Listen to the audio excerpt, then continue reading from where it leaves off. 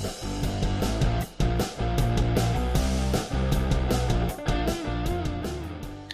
what's going on, everybody? Today is June 12th, 2024, and this is the Daily AI Show. And today it's Wednesday, so that means we're going to be talking about all the latest breaking news from the last 7 days. And with us today, we got Junmi, Andy, Beth, and I'm Brian. And we'll see if anybody else pops in the door before we get too far into this show.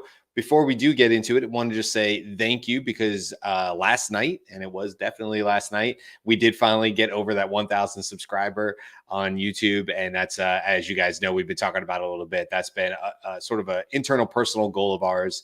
And, we hit it last night. So really big deal for us. Thank you to everybody who's been listening and following along. And also don't forget that this Sunday we have our second edition, if you will, of our newsletter. So we just kicked it off last Sunday. It's doing really well. The first one did really well. And if you would like to get into that newsletter and get more behind the scenes, get more about what we're talking about at the Daily AI Show that doesn't necessarily always make it to the live show and these recordings, then you can do that by just going to the dailyaishow.com and subscribing to the newsletter. So with all that internal news out of the way, now we can switch over to the other news. Not, ours is first, and then we can get into the other, I guess, big news from the last 7 days. And if it's okay with you guys, I did want to kind of kick off with one that, Junmi, I think you might have. I don't know. We don't. By the way, we don't share our news stories before this show, so we're learning with you. So when you hear us say like, Junmi, you may have this on your list, it's legit because I don't know, but it was actually in the movie making side of things with AI, and the article title was about Ashton Kutcher, the actor that a lot of people know from the 70s show, kind of getting blasted a little bit. Now look, obviously the author of this blog could have had a laser beam and not like Ashton Kutcher and selected 10 quotes to make him look bad. So there could be a bit of bias here, but I think what the bigger story is just how powder keg this is. And you could go to any industry, but let's just use the movie making industry, if you will. We know because of what we've seen with Sora, what we've seen with the what's the Chinese model one called that we're joking about and saying we get access to. Does anybody know the name of it? Say it again, Jimmy. Kling. Okay. So Kling, which is supposed to be like, I don't know, people have said they've gotten it better. Anyway, this is what the story was. So I pulled up the wrong one. Give me 1 second, guys.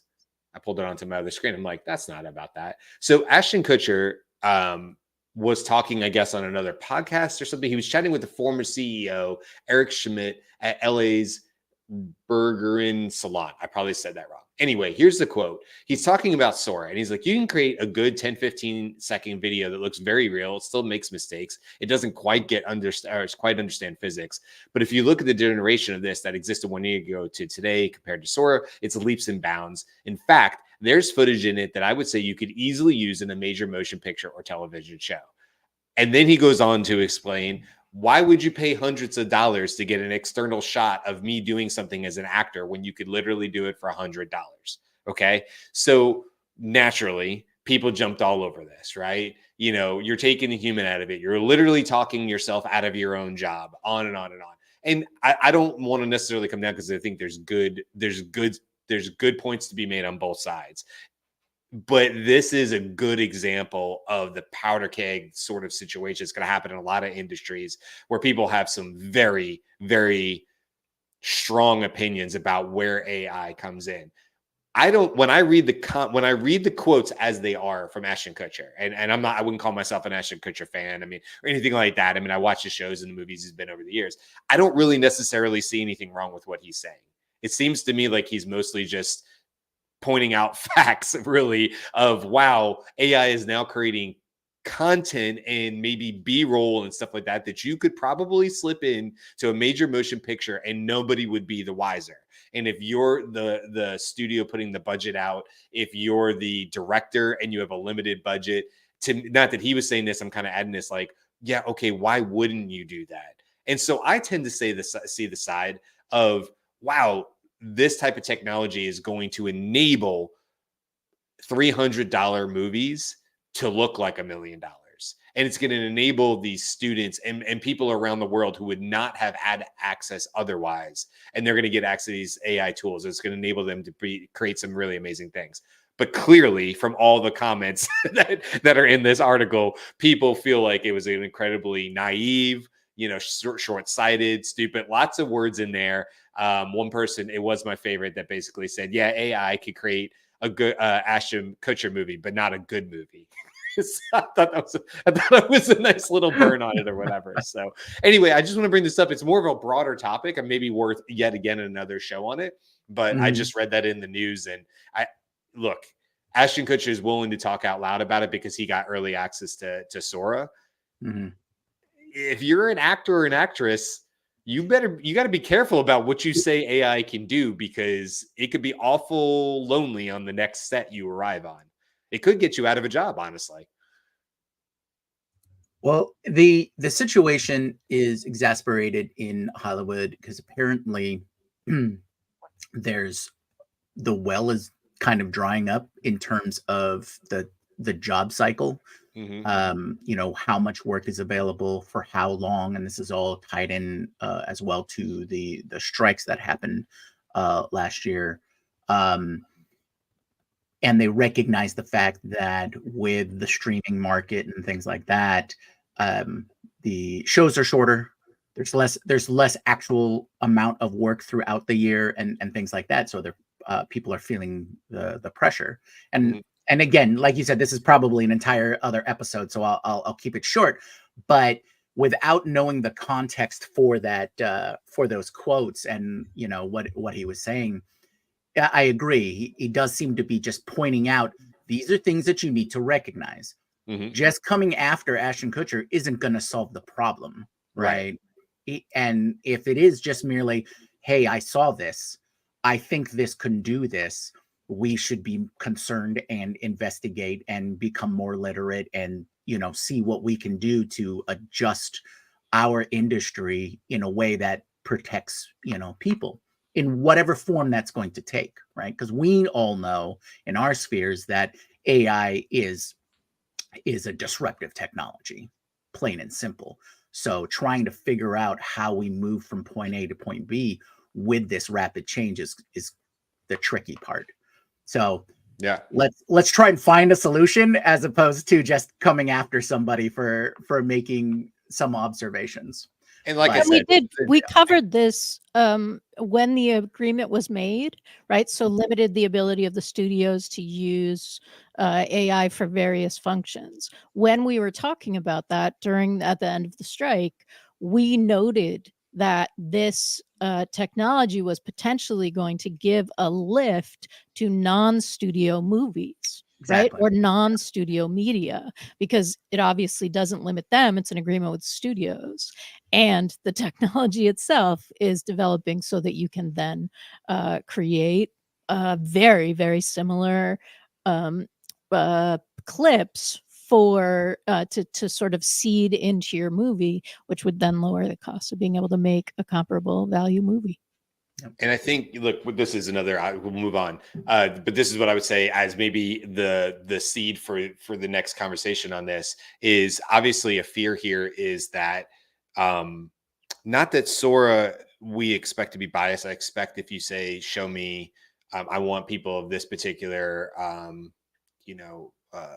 ethnicity or something like that. Hopefully it'll do that. But we've heard Aaron talk about this. I wish he was on the show right now. Aaron talk about he speaks English, but he doesn't have an accent, right? He lives in Perth, Australia, and he sounds like people in Perth, Australia. He doesn't sound like us. And he's talked about how 11 Labs and these other tools have not traditionally done a great job of that. Jimmy, you've talked about, a little bit of Hawaiian culture and stuff like that. That's part of your life, and how songs don't necessarily line up what they say there of a traditional Hawaiian song, that AI doesn't necessarily nail that either. And so anyway, my concern here, as we could talk about on the show, would be, okay, let's just say Ashton Kutcher is correct. And my opinion is he is, right? Like Sora probably with some iteration will be able to create short 15-second like B-roll clips that could be put into major motion pictures and none would be the wiser. I do agree with that. But the question then becomes, who has access to the technology? Because we expect Sora to be expensive to run and iterate.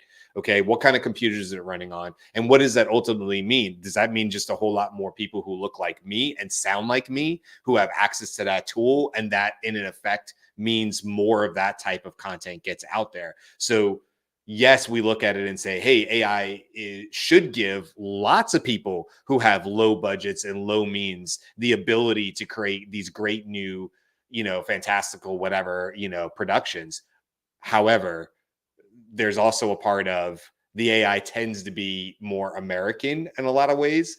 And so what does that mean for people in Perth, Australia, who want, it to be a uniquely Australian with an Australian accent and do it correctly? So bigger topic, obviously, but it really caught my eye because I thought, oh man, when you watch the rebound from that, I think you could say that pretty much for any industry. And I just think people are going to have to be careful in some industries with how they talk about AI, specifically if there is a bullseye on that industry and people can see that AI is going to have some major sea change effect in that industry. So anyway, what do you guys got? That's one big one for today, but what do you guys got? So I am going to talk about ChatGPT going down. It happened last week, right? So that was covered in last week's news. Andy covered it actually. That yes, if you experience a ChatGPT outage, so did we. But it went down again last night. I'm on the East Coast, so it went down again yesterday. It was not for as long, but the general information about why those are happening is increased usage. And so what that shows is the need not just to scale the training, but scale the equipment that is used to serve the inference, to serve the people who are using it. So I just wanted to acknowledge, if you also tried to use ChatGPT yesterday and it said, oh, we have experienced a problem, and you did everything in your power to try to figure out what that was, you are not alone. It's back now. All right. I have a couple of things. First, I want to circle back to the Apple Intelligence announcement. And, what we talked about this yesterday on the show, and people have various framings of, what Apple Intelligence represents, but it got a very large and high-level endorsement from a fellow named Andrej Karpathy. Now, that name, I'll just fill in.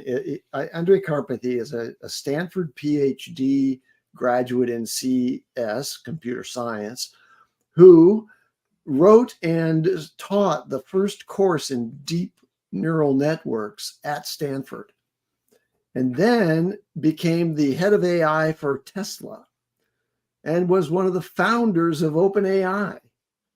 And he left OpenAI in February of this year. But he's one of the masters of the universe when it comes to the world of AI. And what he said about Apple Intelligence is that it's integrating AI across an entire OS, enabling multimodal I/O, seamless interoperation of the OS and apps, and a frictionless user experience.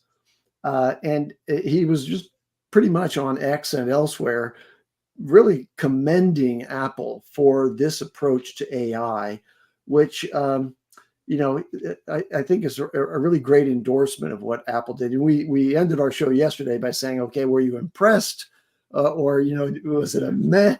The Apple Intelligence presentation? And here's someone at the real pinnacle of AI saying, this really is an advancement in terms of the business model that Apple is using for integration of AI in order to make it really accessible in practical ways to a very large audience out there.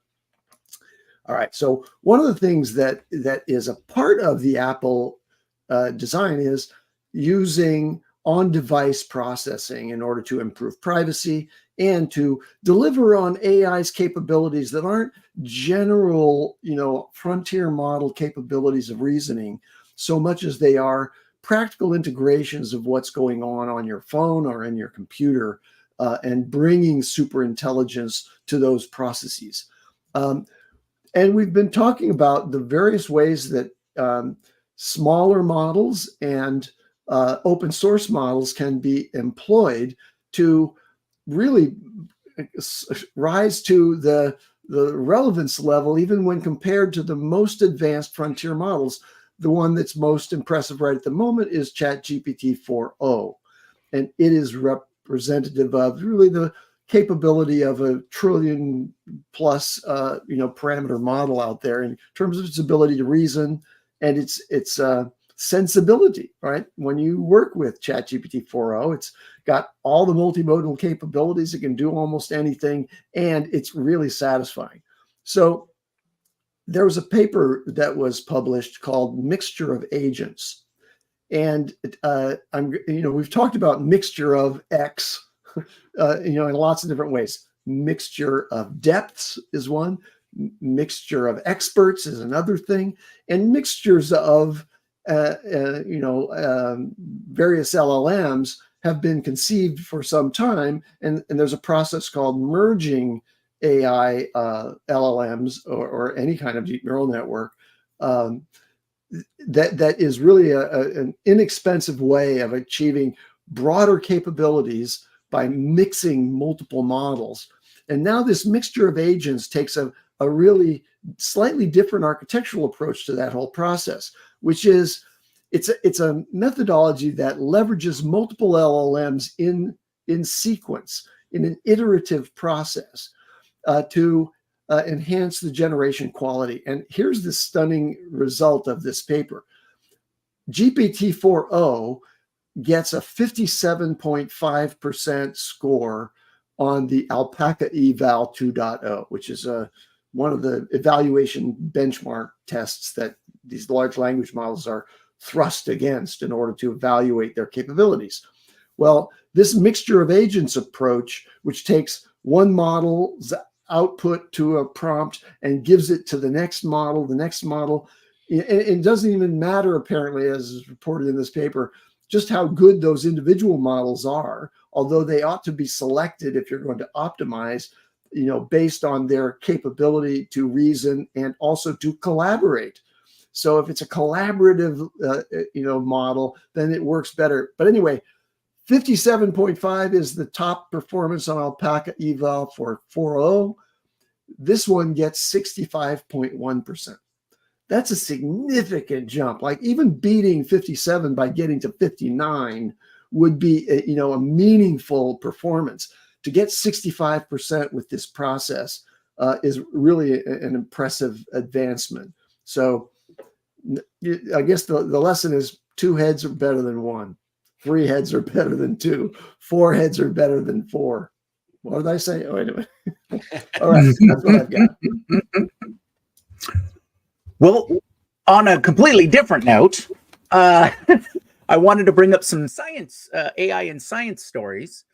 Number one, in the last few episodes, we've talked about AI advancements in recognizing animal communication, right? So a couple weeks ago, we heard about AI identifying whale song. Then we heard about AI helping to identify dog barks.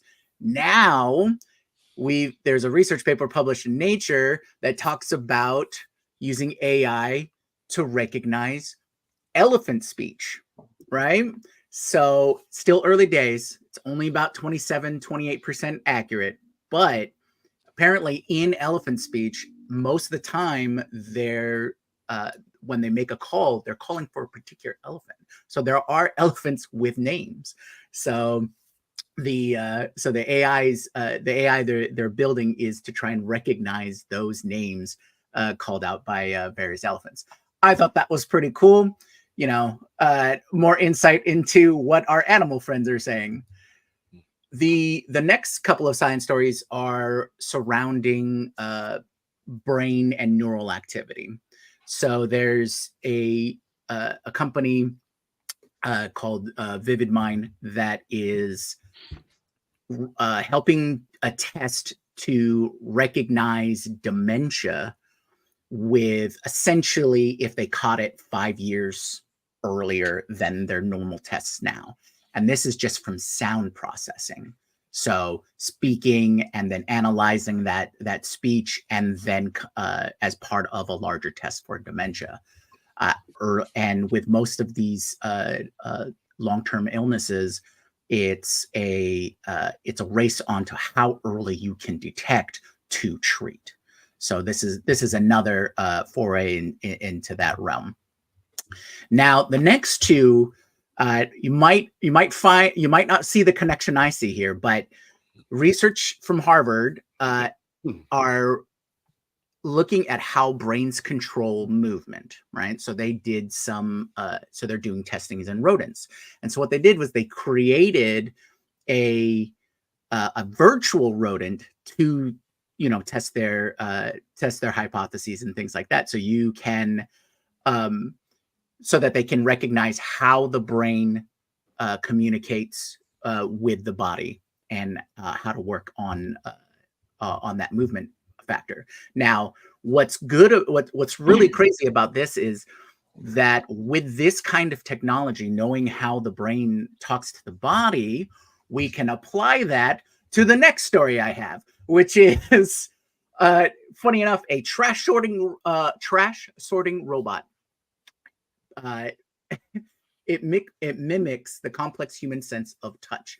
So this is a tactile aspect, right? So they've built this embodiment of AI, this robot that can recognize objects just by their touch, right? And they had it sort some trash as a test for this.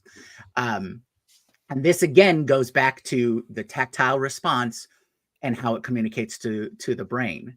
And so what they're hoping is that with brain-computer interfaces, Neuralink, that tactile information can be collected by the sensor and then converted into neural signals directly to the brain, which allows you to re-empower that tactile perception capability for people with like hand disabilities or nerve damage and those kinds of things. So kind of rerouting that, or if they don't have those capabilities. So if you look at the brain to sensor type of pathway there, we're talking tactile response, we're talking motor response. I'm seeing the next generation of prosthesis going on, right? And so for all of my future tech friends, cyberware is coming, folks. It's coming. Cyber arms, cyber legs. It's all happening. So those are the main science stories that I wanted to cover for today. Well, and the next piece of that, right? So where cyberware is coming, right? And also the ability to control things with your thoughts, because that's actually a piece of this. So right now the sensors are attached to you, and you control it with your thoughts, right? So the person who got the Neuralink chip can move the mouse, right? But just by thinking about moving the mouse. There is the next leap of that is what can you control by thinking about it, right? Which is, yeah, it's coming, folks. Yes. Well, this is really an interesting area to me, which is related to the whole idea that in order for AI to be truly intelligence, it needs to be truly achieve artificial general intelligence that's comparable to humans. It has to be embodied, and being embodied instead of being a disembodied brain and thinking is really largely about all of the sensors that our body presents to us. So yeah, and the decline of the sensory capabilities as you age is a really important issue for me. Like, is my vision blurring? Is my hearing decaying? Is my tactile sense being reduced? And the idea that all these could be augmented for you as a brain is exciting. And it's also important to the achievement of artificial general intelligence in embodied AI. So the combination of an AI that also has simultaneous access to all the sensors, including sensors that go way beyond the capabilities of the human body, by expanding the electromagnetic spectrum that's receivable by the sensors, and various other things that we can barely detect. There are animal senses out there that, like dog smell, for example, that create an enormous environment for them that's really perceivable in ways that we have no idea about. And to be able to experience that thing that's called Umwelt, which is the worldview of another animal that has a different set of sensors, and prioritization of those sensors in their intelligence, that's going to be mind-boggling. Talk about VR.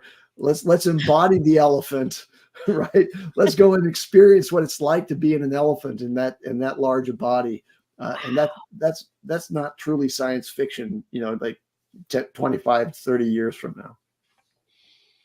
Yeah, that's really interesting. I mean, all of that, and probably what that could do from what you were saying, Jimmy, from the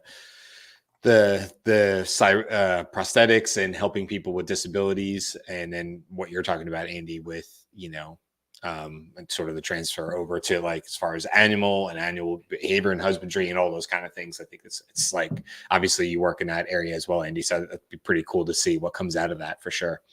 I know we got Carl here. I want to share one really quick, and then Carl, if you have any news stories to share as well. One thing I thought was pretty cool, I'll actually throw it up on the screen, just so it's more of a show and tell, is there was this story that came out about F1 and how they had used, or not F1, but the incorporation with AWS and Amazon, they had used AI to help create a trophy for an F1 race in Canada, and specifically in Montreal.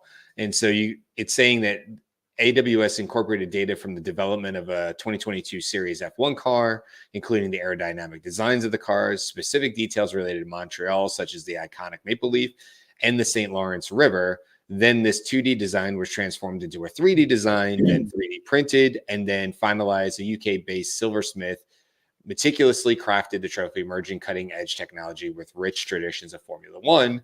And so if you want to see, I had to go look it up in a different article, because oddly, the article that talked about it did not show what it looked like. But I just did a quick Google search, and this appears to be it on the right-hand side here. So, if you're listening to this, go take a look on our replays. So, I mean, I'm not sure that I see Maple Leaf or an F1 2022 car, or maybe the St. Lawrence River, whatever. But what I think is cool about it is that this is a nice hybrid between, using an AI to drum up a new design, something different. But they didn't stop at, we can 3D print this with the best quality materials. They took that 3D printing and then handed it over to a craftsman, somebody who's skilled in silver work, and they crafted it. And now, how different is this from the 3D? I don't know that we'll know that per se. Maybe the craftsman, he or she put their specific, skills or their artistry into it. I'm not sure, but I think it's a cool concept and a cool idea of how, right now we're seeing this in F1.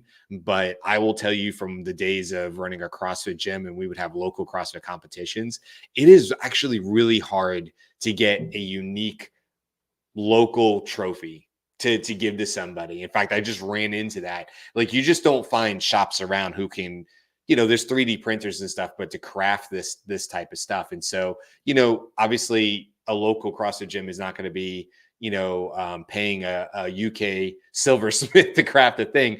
But I do see a nice combination here of maybe going from AI creation with a little bit of human intervention in there to maybe tweak it to whatever that particular competition would have been about.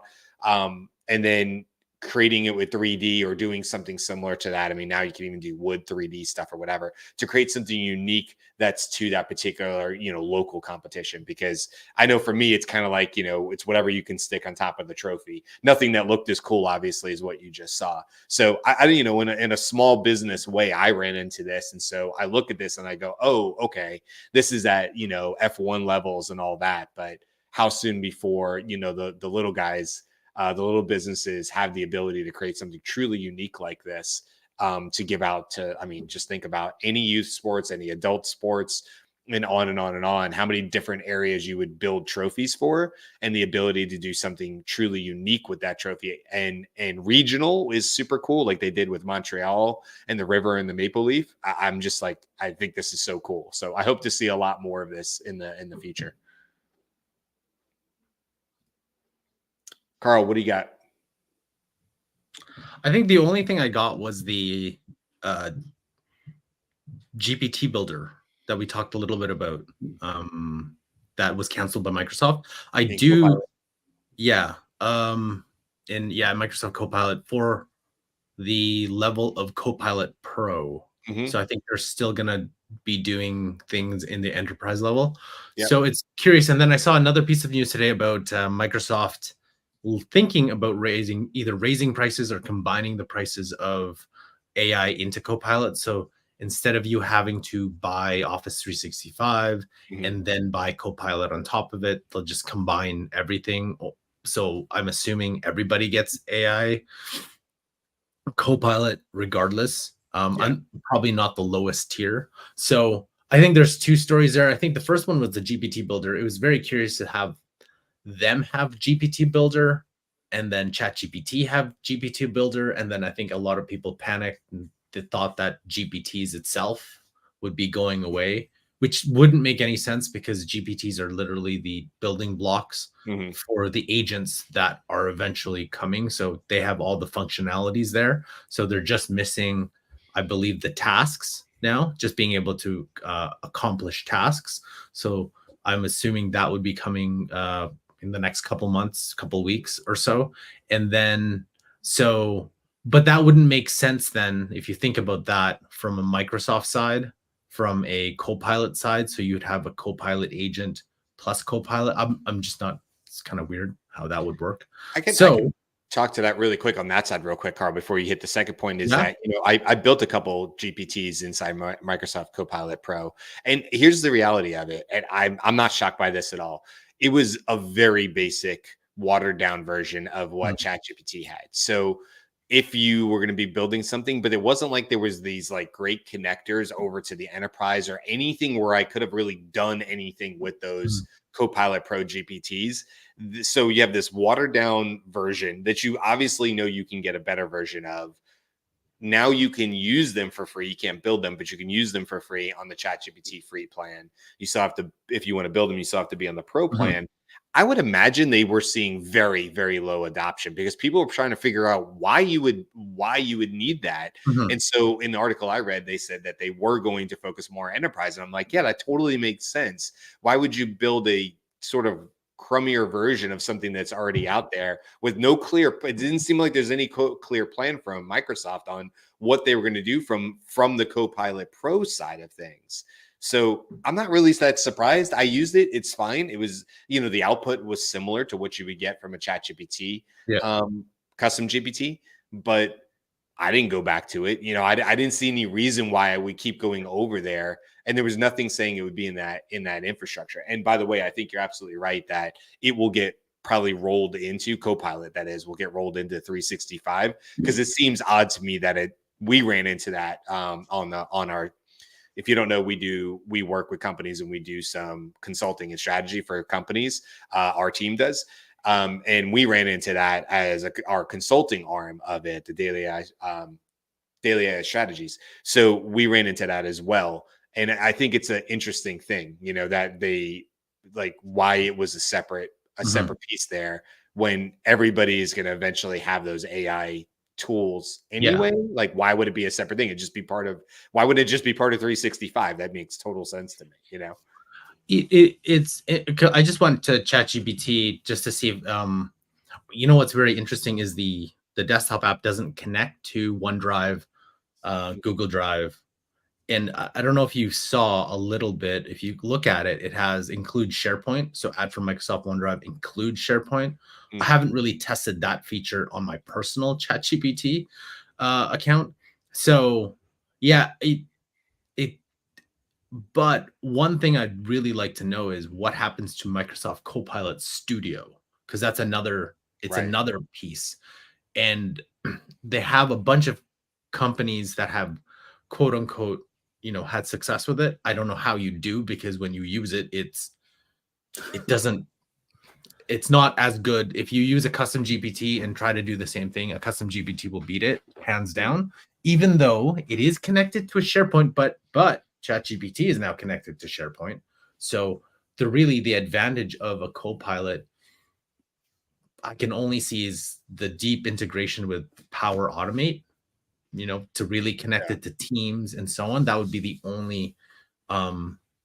only real true connection. And even then, when you're building it, it's a tough slog to build out, to really get it. And for me to understand it, I actually had to take a course outside of the Microsoft documents to understand how to build it out. And I was like, oh, but once you take that course, like, oh, this makes it a lot easier. But for just the regular people, that it's but I feel like over the next couple months or couple of years, we're going to be in that weird, everything's cross-connected. And the same thing with Apple.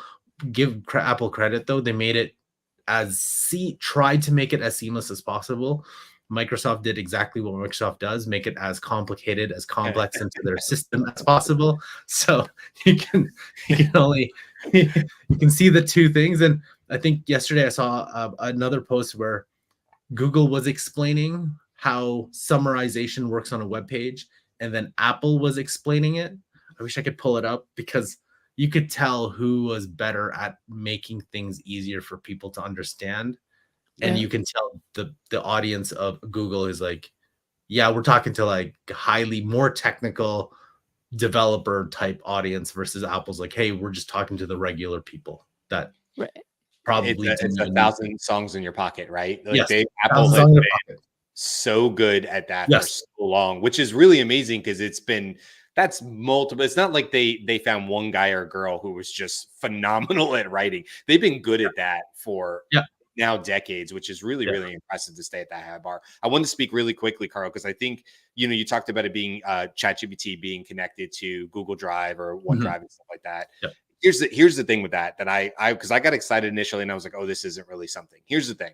You can, but what you're doing is essentially pulling the document down from Google Drive. It's really no better or different than if it was sitting on your own local drive. The difference is that where it originated from was the cloud, but it still came local before it was uploaded, right? So it's like a two-step process. What I'm looking for, and I would imagine all of us would say this, is when it can use like a RAG system, it can use that Google document as a live document. That's the connector I need and want. Yes. What you want is Google Gemini, because Google Gemini does that. Copilot actually does that.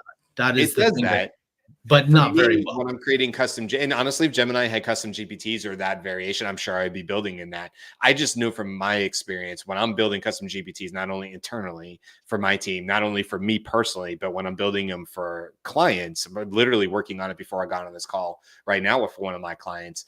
A lot of times I will have my instructions on an external document, and there is nothing more painful than making corrections on an external document, because the only way to do it right now is to correct the document of instructions, delete.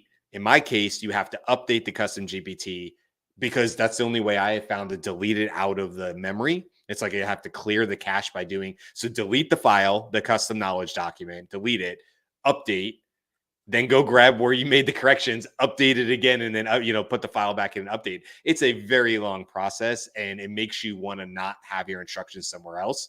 But obviously, if we can get to a connector where it's in a Google Drive or whatever, and I make the update on the Google Sheet or the Google Doc, and then immediately when I hit update on the custom GPT, it pulls that new information. Oh, that'll be so sweet, because then I could do more evaluations. I could have 3, 4, or 5 documents and maybe point the custom GPT towards the version that I want to test against. Opens up a lot of doors once we get to that level. Yeah, so the technical term for that is continuous integration. So today we have to, create a little code document, and then you have to delete all the code that we're correcting and then replace it. But hopefully we can ultimately just make changes in our branch which is your Google Sheet or whatever, and it automatically is inserted into the system. We'll get there.